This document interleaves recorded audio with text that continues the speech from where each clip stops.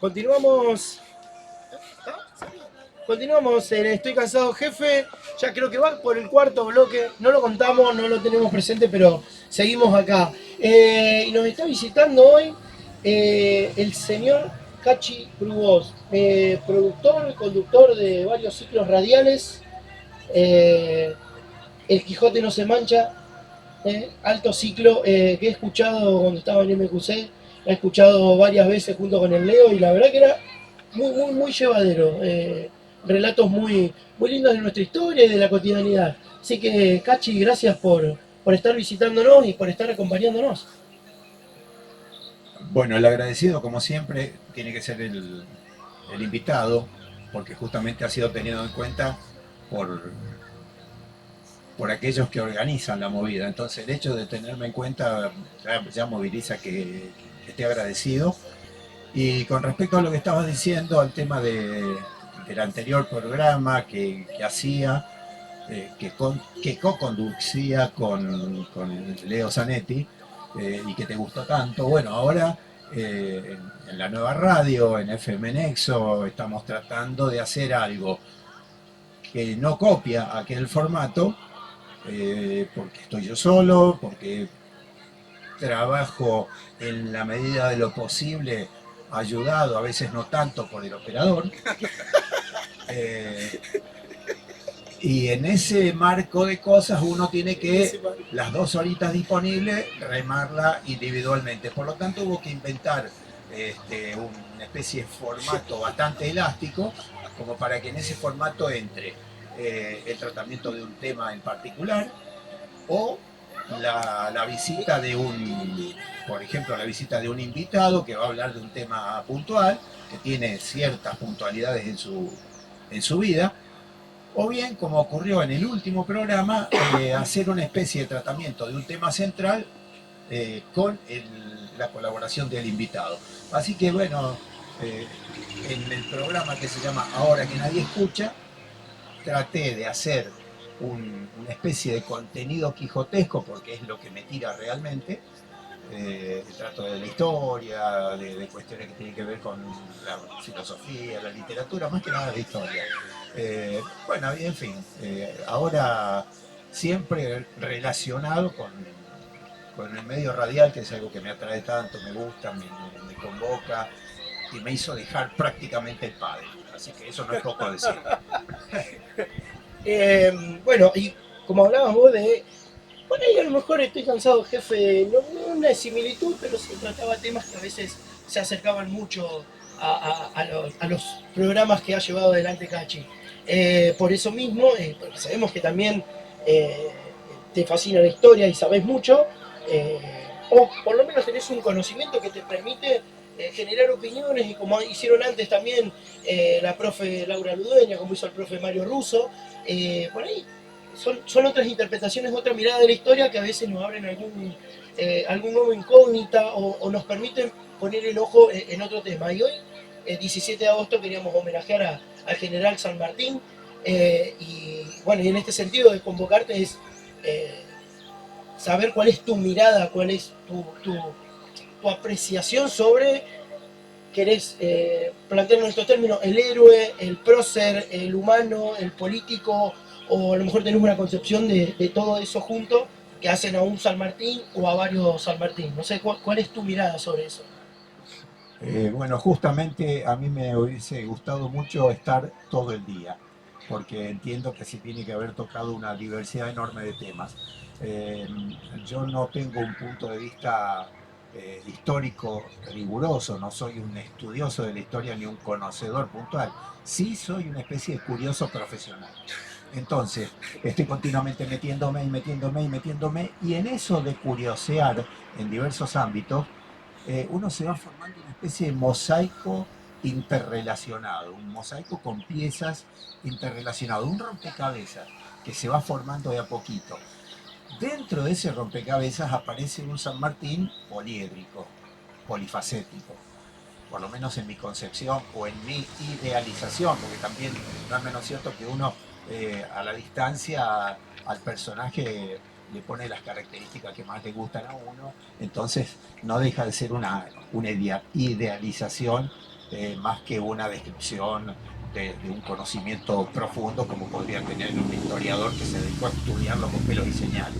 Hoy lo que me está llamando mucho la atención sobre la figura de San Martín es el hecho de que eh, yo pensaba que, hasta no hace mucho, pensaba que era el único héroe prócer de nuestra patria. No me gusta la palabra héroe porque tiene esa cosa como sobrenatural. Y el tipo, lo que tuvo de sobrenatural fue su honestidad y su capacidad para jugarse.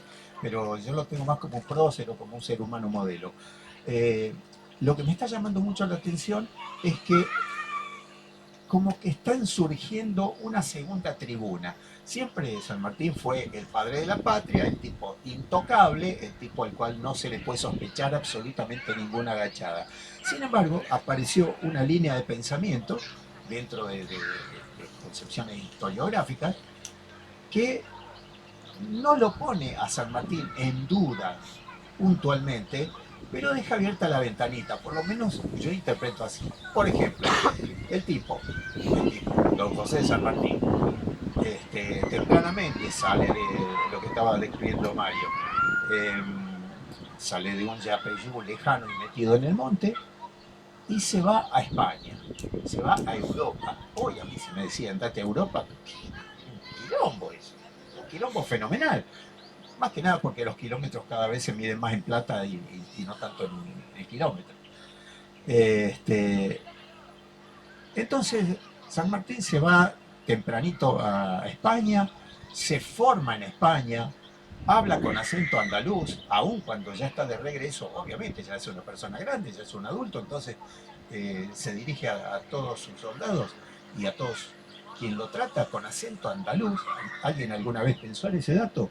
Eh, un San Martín hablando, digo, con un acento que no es el que podríamos estar usando nosotros. Bueno, eso es algo ya que me empieza a llamar la atención. Pero, como digo, se forma en el ejército español, mama todo lo que es el interés político español, participa de las guerras napoleónicas dentro del bando español y un buen día le llega una noticia, no sé cómo, de su tierra natal, de una lejana Sudamérica, que se están gestando. Muy buena esa, está tratando de tapar el sol con una mano. Eso es de Mafalda. Literalmente. Le llega esa noticia y el tipo le pica el bichito del patriotismo y dice, yo no me puedo quedar acá a pelear por los españoles cuando los españoles están este, haciendo, entre comillas, trapisondas en mi tierra natal. Eh, Eso hace que el tipo se largue, pero se larga para venir a Sudamérica, hace un pasaje por Inglaterra. Y ahí es donde se le empieza a sospechar una especie de este, anglofilialidad, qué sé yo, qué cidad. Entonces, ahí es donde aparece esta segunda tribuna, que la sostienen muchos hispanistas, y lo plantean, ya digo, veladamente, no abiertamente, a San Martín como una especie de, no sé si un traidor, pero sí un tipo que no ha respondido como se esperaba. Te dimos la formación, te dimos esto, te dimos lo otro, ahora nos venía a hacer contra. Un desagradecido, si vos querés.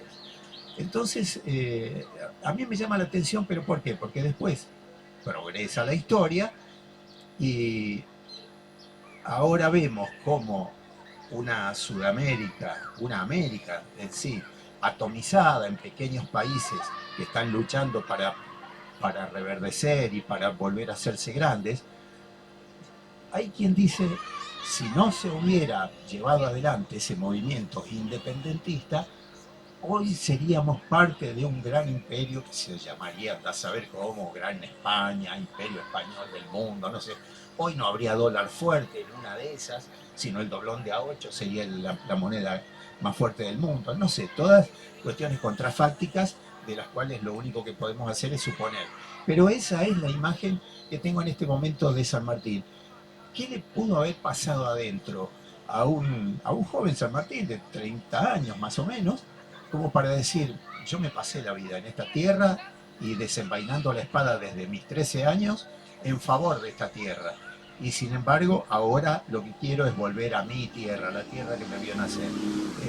¿Qué fue lo que le hizo clic? No lo sé, no me lo puedo responder.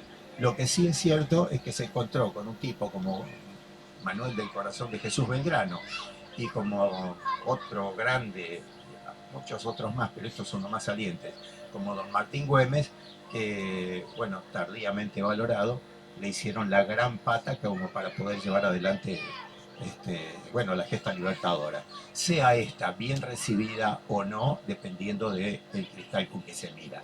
No sé si te respondí, si no, esto es lo que hay, viejo, ahí tenés.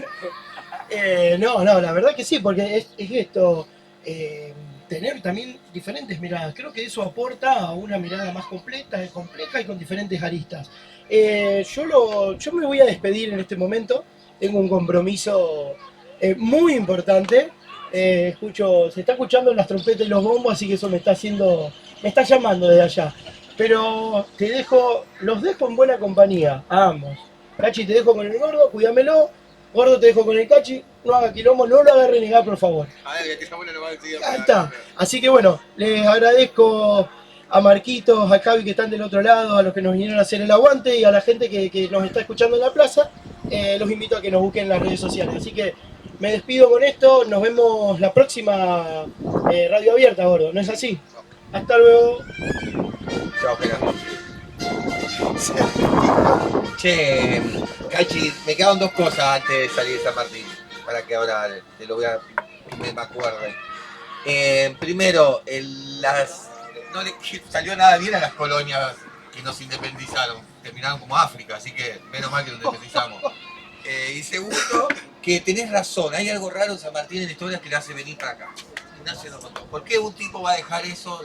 Y porque ya estaban peleando para España, que eso yo no lo sabía, me lo contaron así, boludo, la historia banal. Y que me contaban que peleó para el ejército español contra los franceses. Yo pensaba al revés, teníamos una orientación francesa. Pero de ahora, claro, después de los 32 años se volvió a pelear contra su país, entre comillas, no país, pero su ejército de formación. Eso es raro. Bueno, no solo que tuvo ese paso tan intenso por el ejército, y no tan solo por el ejército español, entendamos que el tipo se tiene que haber hecho cargo de todo un sentimiento españolizante, o netamente español. Que hablaba más. ¿Sí? Claro, pero además hay otra cosa, no nos olvidemos que si agarramos un almanaque y vemos los años y todo esto, coincide con Napoleón. Se cuenta que un muy joven San Martín, tipo de 15 años de edad, algo así, tuvo la posibilidad de estar frente a frente con el mismísimo Napoleón Bonaparte. Me atrevo yo, esto es una suposición mía, que ese cruce con Napoleón pudo haber generado en San Martín el haber podido o querido comprar el famoso sable curvo que se compró luego en la tienda de un anticuario en Londres. Eso no entiendo, bajámelo. Bueno, ahora te explico. Sí. El famoso sable curvo de San Martín. Todo el mundo lo conoce. Acá, Estuvo acá la réplica, no el original. El original está en el Museo Nacional de Historia, en Buenos Aires, en Parque Lezama. Ese sable curvo es un sable, netamente de caballería. ¿Por qué? Porque se usa para la guerra, claro. Sí, bueno, todos los sables se usan para la guerra. Sí, normalmente uno lo podía usar para cortar una pizza, por ejemplo, un choripán, pero en la guerra es como carta más, digamos. El sable, al ser curvo, sí, tiene la posibilidad de ser usado en cargas de caballería para pasar a degüello. Al ser curvo, corta y sigue viaje. Y se cuenta que Napoleón tenía colgado, hay algunos retratos de Napoleón en los cuales se lo ve con un sable muy, muy, muy similar, un sable sarraceno, más concretamente, no sé si decir una cimitarra, porque la cimitarra tiene una hoja más ancha, pero bueno, es un sable de origen morisco que se utilizaba mucho en caballería.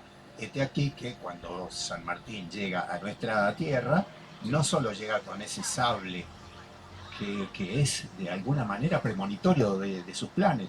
Llega con ese sable que, ya te digo, compra a un anticuario en Londres, y el tipo se manda un ejército de granaderos a caballo. O sea, no es muy inocente, no es tan solo que me compro un souvenir para volverme al pueblo. ¿El Eh, simbolismo?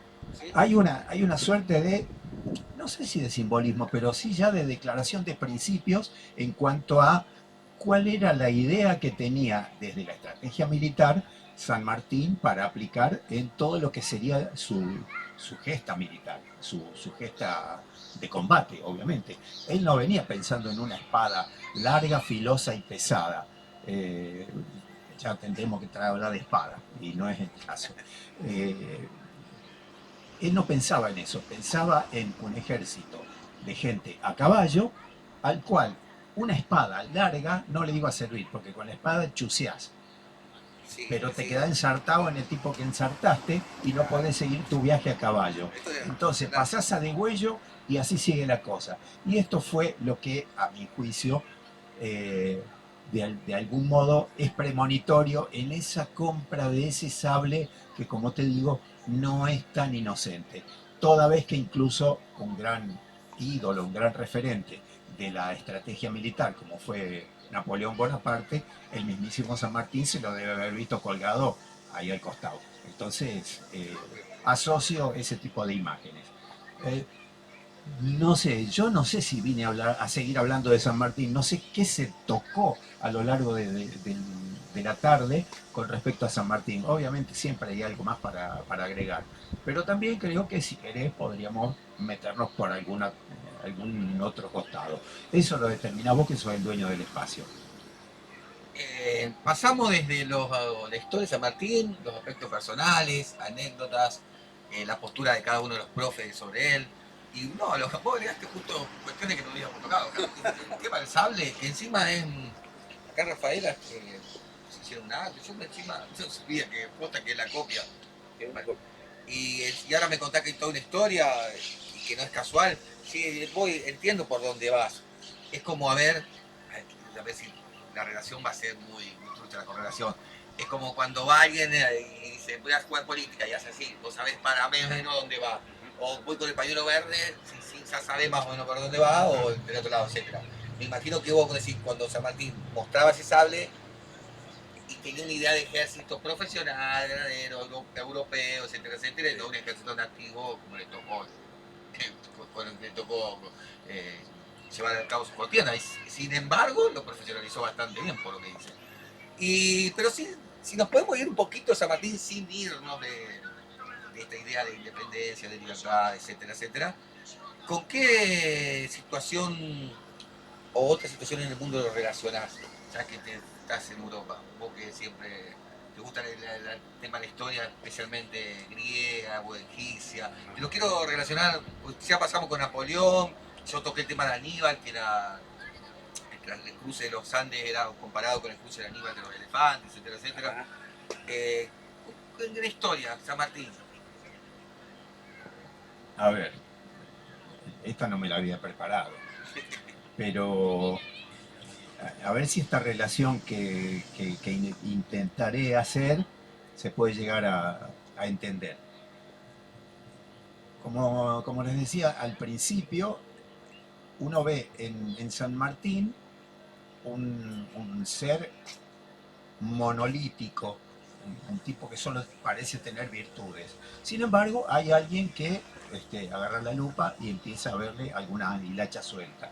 Entonces dice, no, lo que pasa es que el tipo era un agente inglés encubierto, encima masón, porque era masón, San Martín era masón, lo cual no es malo, que no se comen a los chicos, no hacen sacrificios humanos, no hacen cosas así. Los masones son gente como cualquier otro, con su ideario. Y San Martín era masón.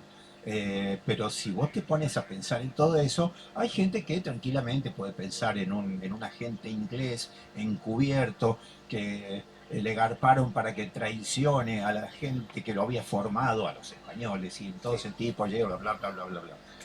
Ponele, puede ser una lectura. Sí nos habla, aunque sea desde lo hipotético, de una suerte de ambigüedad novedosa, porque como digo, es bastante nueva esta visión del San Martín, agente encubierto y sospechado de alguna agachada como japonés con visita. ¿Sí? Hay un tipo, que, ya que me hackeas con este planteo, hay un tipo que también, a mis ojos, tiene una especie de doble tribuna. Eh, habrán escuchado nombrar en algún momento al gran Pericles en Grecia, en la Grecia antigua. Lo escuché nombrar, pero ¿qué hizo? Lo escuché nombrar, pero ¿qué hizo? Va, siempre dice Pericles, pero hay un montón de frases, piedras, etcétera, etcétera. ¿Pero qué hizo? Bueno, una época de gloria de la Grecia antigua y la Grecia clásica se trata se la relaciona con Pericles. Pericles es un personaje de estos descollantes en su época, un gran político, un gran estratega, que el tipo, bajo su mandato, bajo su gobierno, logra un reverdecimiento de lo que era este, su ámbito de acción, digamos. El siglo de Pericles, Atenas, el florecimiento de Atenas, el tipo construye el Partenón, eh, la, la, la estatua esa famosa de Zeus que estaba hecha en oro y marfil. Todo eso tiene que ver con iniciativas de, de Pericles, de un tipo que se encuentra con una prosperidad económica, monetaria, y hace tantas cosas tan refulgentes que a la gente no le queda otra más que decir el gran Pericles. Y se traslada a la historia como el siglo de oro, el siglo de Pericles, que no fue un siglo, fueron 50 y pico de años, pero no importa.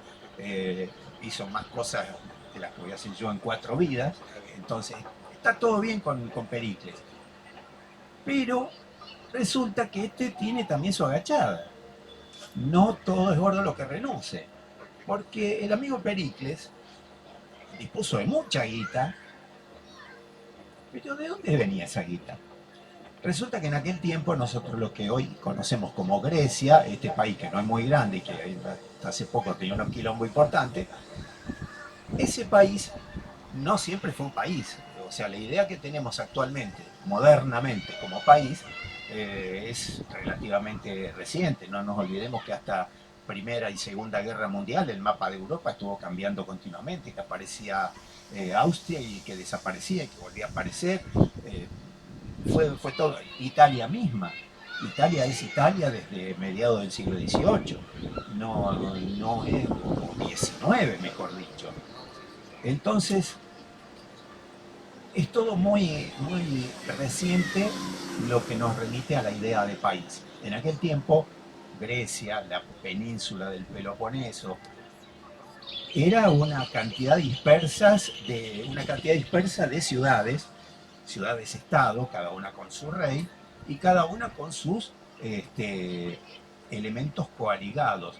Yo me llevo bien con el rey de allá y armamos la Liga de Delos. Y Pericles lidera la Liga del Peloponeso, otras ciudades, qué sé yo, Santa Fe, Rosario, Córdoba, Venado Tuerto, El ejército grande. eh, ponele, ahí está. Entonces, dos ligas, dos grupos de ciudades coaligadas, de las cuales la Liga del Peloponeso era la que de alguna manera garpaba más, tenía mayores influencias. Entonces aparece la situación, miren, nosotros vamos a liderar este asunto, nosotros nos vamos a hacer cargo de, de armar defensas, de hacernos fuertes, para que a los persas, ¿te acuerdas la película 300 y qué sé yo? Que a los persas no se les ocurra volver a atacarnos, echarnos la guinda, de rompernos, quemarnos toda la ciudad, de arde Troya, ardieron las ciudades griegas, Troya no está en Grecia, está en Turquía, pues es otra historia. Entonces, ¿qué hizo Pericles? Empezó a pedirle a las ciudades, a las coaligadas y a la Liga de Delos, una especie de tributo, colaboración y puesto. Yo me ocupo de cuidarlos a todos ustedes y bueno, ustedes me tienen que poner moneda. ¿Qué hizo Pericles con toda esa moneda que se estaba usando? se iba a usar para la defensa, pero no había defensa necesaria porque los persas estaban retirados del plano político, bélico en ese momento. Entonces Pericles dice, bueno, tengo toda esta guita, ¿qué voy a hacer? Me mando el Partenón, me mando un montón de obras. Obra pública. Ponele, obra pública, pero más bien monumental, más bien tendiente a ensalzar mi figura, mi mandato. Y ahí es donde el tipo le mete mano a la caja de ANSES. De la liga, claro, De la liga A del ejército. de toda esa liga, que los tipos, bueno, sí, don Pericle, aquí tiene, le ponemos los mangos, pero resultó que el tipo con toda esa guita dijo, bueno, si no la tengo que gastar en cuestiones defensivas, porque está todo tranqui, y bueno, me la gasto en otras cosas. Y se la gastó en el enriquecimiento y en el engrandecimiento de su propia ciudad, de Atenas, y de su propia figura, que como te digo, pasa a la historia como el gran siglo de Pericles. Pero con el tiempo nos enteramos que todo eso también tiene un trasfondo de choreo, en cierto modo de malversación de fondos. Esto haría plantear la cierta legitimidad de esa segunda tribuna que le aparece a Pericles. No es lo mismo, exactamente lo mismo con San Martín, porque a San Martín, si querés sospecharlo como agente inglés, y bueno, tenés que buscar muy en lo profundo como para entender que ahí subyacía una mala intención hacia su propio pueblo. No creo que haya sido así el caso de San Martín. No sé si te contesté, y si no te gusta, búscate otro loco. Ahí tenés.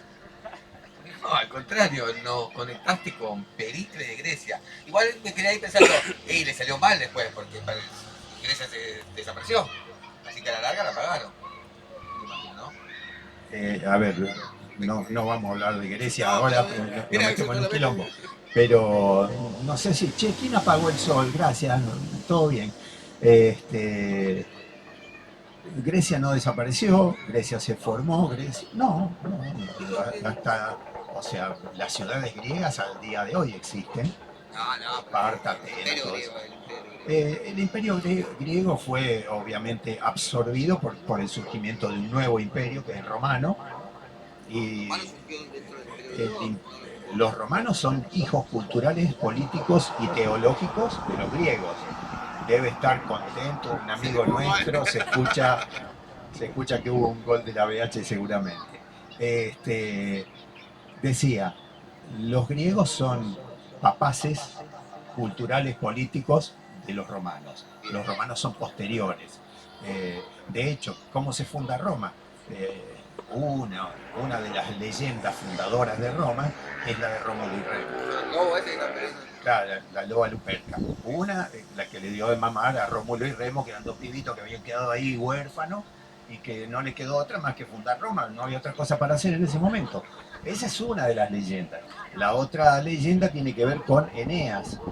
Eneas, un sobreviviente de la guerra de Troya, se puede escapar de Troya, raja al diablo y se refugia en Eneas, entonces, un troyano que se refugia en una tierra lejana, hoy para nosotros Italia, en aquel momento no era tal cosa, y bueno, se instala ahí y arma una población, y esa población con el tiempo sería Roma. Ya digo, hay diferentes formas de leer la leyenda del nacimiento de Roma, pero sí queda claro que los griegos son el cimiento, la cultura griega es el cimiento de la cultura romana, y por tanto, si en algún momento desaparece Grecia como una potencia muy fuerte, también tenemos que pensar en Macedonia, ¿no? Un territorio al norte de Grecia, territorio del cual sale un tipo llamado Alejandro Magno. Otro kilómetro. Ahí seguimos abriendo ventanitas. Bueno, nos vamos al corte y volvemos después cerrando el programa. Bueno, el último bloque es lo que es libre. Escuchá, la próxima es radio 24 horas. Qué lindo, ¿verdad? Que vayan pasando así, que vayan pasando. Sí.